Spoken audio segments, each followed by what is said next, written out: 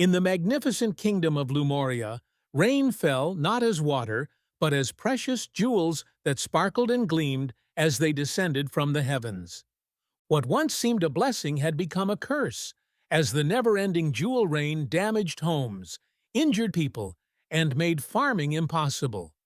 In a small cottage at the edge of the village lived a curious girl named Elara, who watched the jewel storms with a mixture of wonder and concern.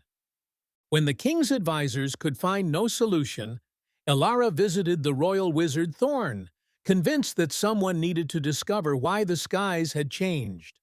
Armed with nothing but an old lantern and the wizard's cryptic advice to seek the sky's tears at their source, Elara journeyed to the Whispering Woods where no villager dared to tread.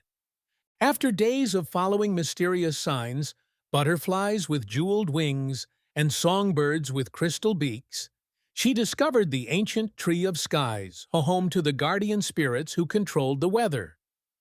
The Sky Mother, a magnificent spirit with hair like clouds and eyes like lightning, revealed that the celestial mechanism controlling rain had become jammed with a single teardrop from a star that had fallen in love with the earth.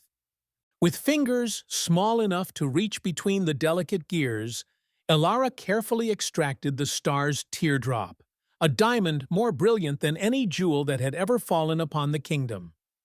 As thanks for fixing the celestial clock, the Sky Mother gifted Elara the star's teardrop and restored proper rain to the kingdom, showing her how the mechanisms of weather were meant to work in harmony with the earth. The Kingdom of Lumoria celebrated their young hero, and from that day forward, jewels fell from the sky only on the summer solstice, as a reminder of the delicate balance between the heavens and earth.